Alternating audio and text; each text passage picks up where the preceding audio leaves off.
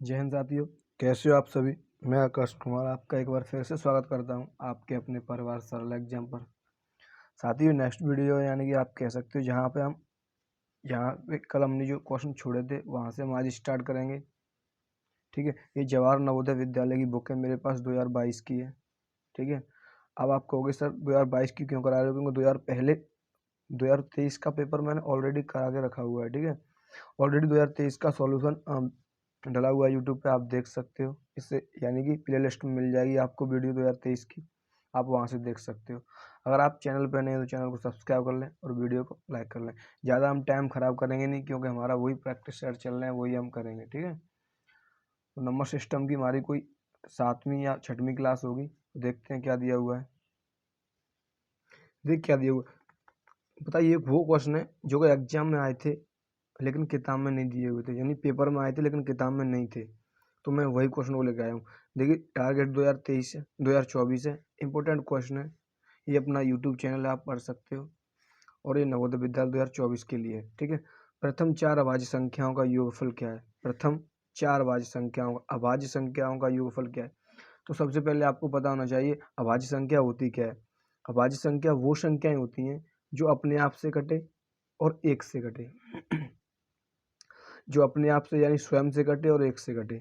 अपने आप से कैसे, जैसे कि मैंने कहा 3, तो 3 3 से कटेगा और किससे कटे, एक से। जैसे मैंने कहा 5, तो 5 105 से कट रहा है और किससे कटेगा, 5 एक से कटेगा। तो ये 5 का एक अभाज्य संख्या है।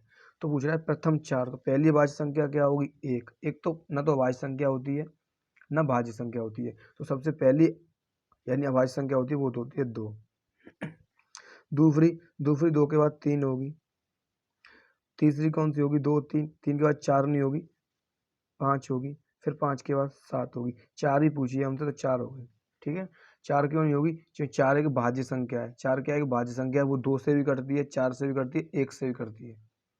ठीक है, सिर्फ वही संख्या लेनी है जो अपने आप से और 1 से कटे, लेकिन वो तो 2 से भी कट रही है। अब इनका सम पूछा है, यानी जोड़ दो। 3 और 2, 2 और 3 5, 5 और 5 10 और 7 17। इसका आंसर क्या आ जाएगा, 17। इसका आंसर आ जाएगा 17। ठीक है, इस क्वेश्चन का जवाब क्या आ जाएगा, 17 आ जाएगा। देखिए दूसरा क्वेश्चन क्या दिया हुआ है। 0.9 डिवाइड और 0.3 मल्टीप्लाई 0.3। मैंने आपसे कहा था, ये कहा था मैंने कि सबसे पहले हम क्या हल करते हैं, ब्रैकेट हल करते हैं। ब्रैकेट, तो पहले हम इसे हल करेंगे, तो इसे यूं क्यों लिखेंगे, 0.9 डिवाइड 0.3 का मल्टीप्लाई 0.3 में करते हो तो पता है क्या आता है, 0.09 आता है। 0.09 आएगा। आप मल्टीप्लाई करके देख लेना। ठीक है, अब इससे क्या हो रहा है, इसमें भाग लग रहा है, तो इसको हम ऊपर लिख लेंगे, इसको हम नीचे। भाग का मतलब होता है बट्टे में, भाग का मतलब बट्टे। इस वाली संख्या को हम नीचे लिखते हैं, तो ऊपर आ जाएगा 0.9 और नीचे आ जाएगा 0.09। ठीक है, अब मुझे क्या करना है, ये काटने हैं। तो काटने से पहले मैं पता क्या करूंगा, ऊपर नीचे संख्याएं बराबर करूंगा। यानी पॉइंट के बाद इधर एक संख्या, इधर दो संख्या, तो पहले मैं बराबर करूंगा, दोनों तरफ बराबर होनी चाहिए ऊपर नीचे। तो इधर 2 कैसे होंगी, नीचे इधर 2 हैं, तो इधर 2 कैसे होंगी, इधर एक 0 बढ़ा के। अब इधर भी 2 हो गई, इधर भी 2। तो इस पॉइंट से अब ये पॉइंट कट जाएगा। पॉइंट से पॉइंट जब भी काटते हैं जब पॉइंट के बाद संख्या यानी कि अंक बराबर हो। तो ऊपर 90 बचा, 90। नीचे कितना बचा, नीचे 0 का कोई मतलब नहीं है, 9 बचा। 9 से कट जाएगी कितनी बार, 10 बार। इसका आंसर कितना हो जाएगा, इसका आंसर 10 हो जाएगा। ठीक है। कोई दिक्कत, तो आप कहोगे भैया कोई दिक्कत नहीं है, क्योंकि बहुत अच्छे से समझ में आ रहा है। ठीक है, अब इसका मल्टीप्लाई आपको इसमें करना है। तो एक 0 तो छोड़ो, 0 को मतलब है ही नहीं। एक का मल्टीप्लाई इस पूरे में करोगे तो क्या आएगा, 1 4 0 7 5। क्योंकि एक का मल्टीप्लाई किसी भी नंबर में करते हैं तो वही नंबर आ जाता है। ठीक है, पॉइंट के इधर 2 अंक है, पॉइंट के इधर 2 अंक है, यानी पॉइंट के बाद इधर 2 अंक है, इधर 2 अंक है, तो 4 हो गई। तो इधर से 4 अंक छोड़ देंगे, 1 2 3 4, तो यहाँ पॉइंट आ जाएगा।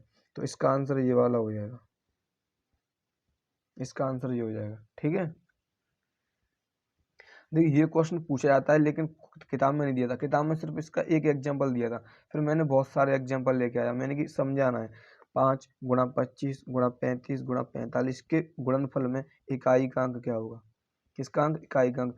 सबसे पहले आपको पता होना चाहिए इकाई का होता क्या है, होता क्या है। तो मैंने एक संख्या लिखी 35, सॉरी 75 लिखी मैं। ठीक है, तो इकाई ढाई, तो ये 5 है, यहाँ पर ये इकाई का अंक है। क्या है, इकाई का अंक। इकाई अंक है ये 5, ठीक है। यानी अंतिम जो अंक होता है किसी संख्या का वो इकाई का अंक होता है।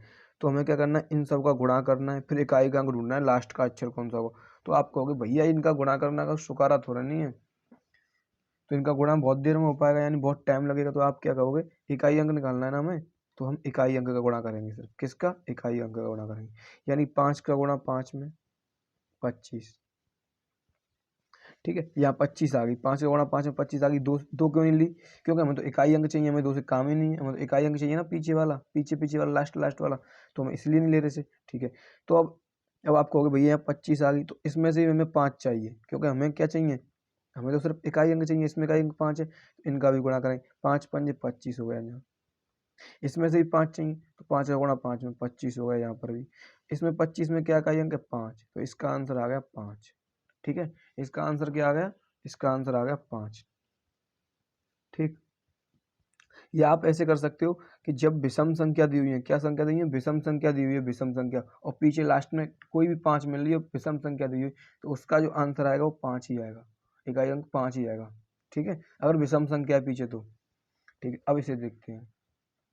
देखिए मैंने पहले ही क्वेश्चन में बताया आपको कि 7 की पावर 0 प्लस 5 की पावर 0 गुणा 2 की पावर 0 का मान क्या होता है। तो मैं आपको बता दूं, किसी भी संख्या की पावर 0 हो, या वो संख्या हो, या किसी अंक हो, या कोई एक्स वाई की पावर 0, तो इन सब की वैल्यू होती है, इन सब का मान होता है वो 1 होता है, ठीक है।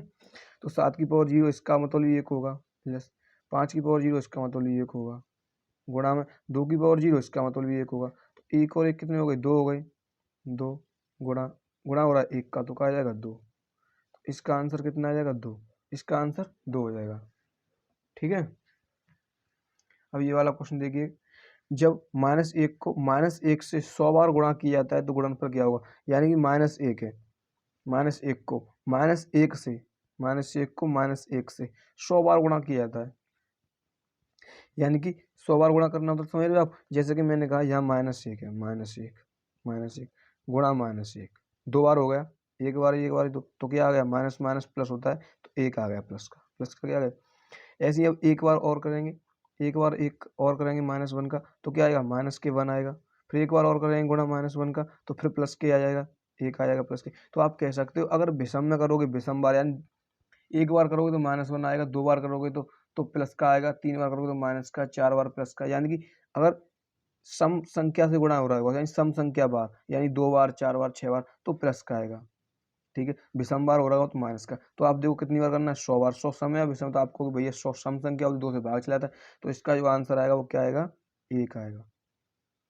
क्या आएगा, 1 इसका आंसर आ जाएगा, यानी प्लस के 1 इसका आंसर आ जाएगा, ठीक है। अब देखेंगे 150% किसके बराबर होता है, तो आप कैसे लिखोगे, 150, और ये होता है ये इनका मतलब होता है 2 डबल 0। तो इसे हटाते तो हम क्या लगाते हैं नीचे, 100 लगाते हैं। इसे हटाते तो क्या लगाते हैं नीचे, 100 लगाते हैं। इस 0 से ये 0 कट गई, ऊपर बची 15, नीचे बची 10। 10 से जब इसमें भाग दोगे तो नीचे एक 0, तो पीछे से एक अंक छोड़ दें, पॉइंट लगा दें, तो 1.5। यानी कि हमें पॉइंट कैसे लगाना है, अगर नीचे एक 0 होती है ना, नीचे एक 0 होती है, तो हम क्या करते हैं, पीछे से एक अंक छोड़ के पॉइंट लगा देते हैं। ये कैसे लगाते हैं मैं आपको ये समझाऊं।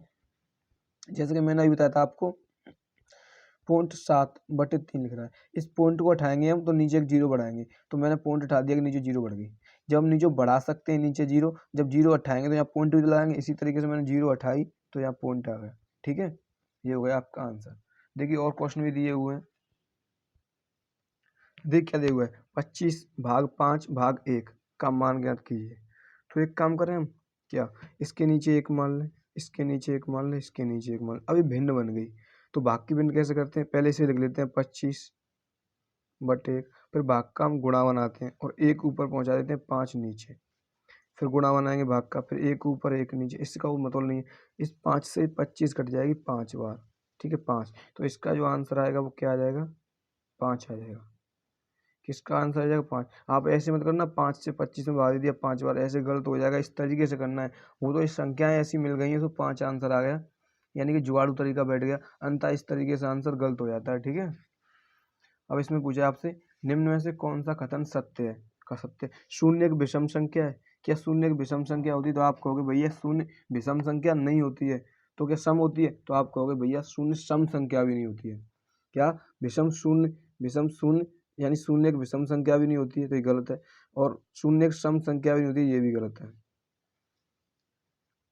शून्य एक अभाज्य संख्या होती है। आप कहोगे अभाज्य संख्या तो 2 से स्टार्ट होती है, शून्य कहाँ से आ गई, तो ये भी नहीं होती है। क्या शून्य न तो विषम संख्या और ना सम संख्या? हाँ भैया, ये सही हो जाएगा, क्योंकि शून्य ना तो सम संख्या होती है ना विषम संख्या होती है। ठीक है, अब इस वाले को देखेंगे। 7.7, 7.77, 7.777 प्लस 7.777 का योग होगा।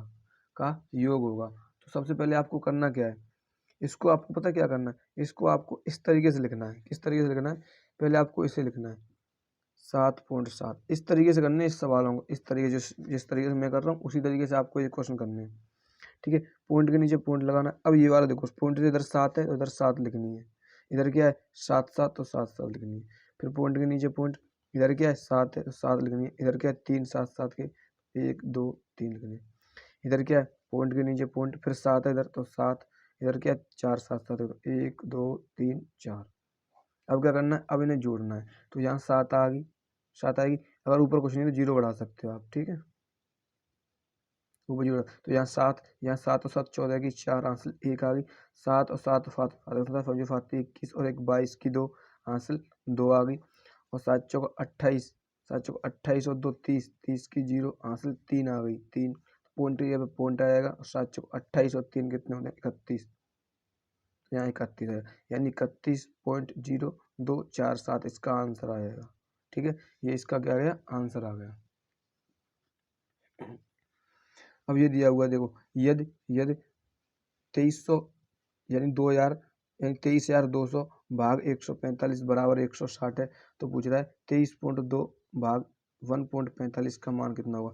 इसके बराबर, इसके बराबर क्या दिया उतना दिया। तो पहले देखो ये कैसे आई, तो आप कहोगे इससे इसमें भाग देकर आई होगी 160। तो कैसे करेंगे, तो इससे इसमें भाग देंगे तो 2 3 2 00 बटे लिखेंगे 1 4 5। इससे इसमें भाग देंगे ना, जब इससे आप इसमें भाग दोगे पता कितनी बार जाएगा, तो आपका जो भाग जाएगा वो कितनी बार जाएगा। देखिए, जब इससे आप इसमें भाग दोगे ना, इससे आप इसमें भाग दोगे तो पता है जो भाग जाएगा वो कितनी बार जाएगा, भाग जाएगा वो 160 बार जाएगा। ठीक है, 160 आएगा, यानी भागफल आएगा वो 160 आएगा। तो इससे इसमें भाग देने के बाद में 160 आएगा, वो इसी बोला है, तो ये सही दिया हुआ है। ठीक है, ये सही दिया हुआ है। अब इसी तरीके से आपको इससे इसमें भाग देना है, यानी कि 3.2 बट्टे में 1.45। मैंने कहा था आपको पॉइंट के इधर और इधर दोनों तरफ अक्षर बराबर होना चाहिए, यानी अंक बराबर। तो इधर 1 है इधर 2 है, तो बराबर करो, इधर 0 बढ़ाएंगे तो इस पॉइंट से पॉइंट खत्म। अब आप 145 से 2320 को भाग दोगे तो 16 बार जाएगा। कितनी बार, क्योंकि देखो 2320 यहाँ पर भी है, 2320 यहाँ पर भी है। यहाँ पर एक 0 डबल थी तो इसलिए 0 आ गई यहाँ पर 0 नहीं है डबल, तो यहाँ पर 16 आ गई। इसका आंसर आ गया 16। इसका आंसर क्या आ गया 16। अब आप इसे देखेंगे 76 को 13 से भाग देने पर भागफल क्या होगा। तो किस भाग दे लेंगे 76 को 13 से भाग दे लेंगे, तो भाग दो 13 से। 13 दूनी 26, 13 43, 13 चौक 52, 13 पंजे 65, 13 छिक 78 आ गया। 13 पंजे 65, 65 एक बचेगा यहाँ पर, एक 100 हो जाएंगे। ठीक है, 100 हो जाएंगे। और 13 43, 13 चौक 52, 13 पंजे 65, 13 छिक 78, 13 सत्ते 91, 13 अट्ठे 104, 104 हो जाएंगे। या 104 है 110 है, 6 बचेंगे। 6 बचेंगे, क्या उतारेंगे अब, तो अभी मैंने क्या उतारा था, 0 उतारी थी। अब मैंने 7 उतारूंगा, 7। ठीक है, अब 7 उतारेंगे। 13 पंजे 65, 13 पंजे 65, 7 में से 5 गए तो 2 बचे, 2 6 उतार 13 दूनी 26, पूरा पूरा गया। तो शेषफल क्या बची, आप कहोगे भाग देने पर भागफल क्या होगा, तो भागफल होगा 5850। ये आंसर आ गया। भागफल पूछा ना, तो ये भागफल होता है, ये भागफल होता है, ये शेषफल होता है। यहाँ पे जो आता वो शेषफल होता है, यहाँ पे जो आता शेषफल। तो यहाँ पर ये क्या है, ये भाजक होता है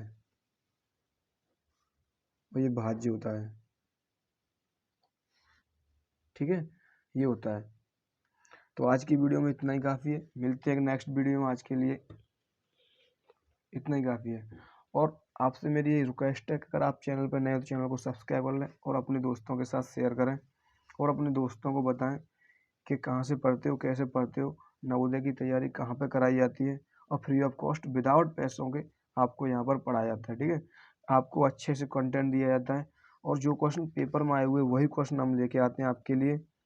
और आप प्लेलिस्ट में जा सकते हो, हमारी प्लेलिस्ट दी हुई है, प्लेलिस्ट में नवोदय के नाम से प्लेलिस्ट है अपनी, उस प्लेलिस्ट में जा करके आप सभी वीडियो देख सकते हो। नवोदय विद्यालय की सभी वीडियो डली हुई है हमारी। तो जय हिंद, जय भारत।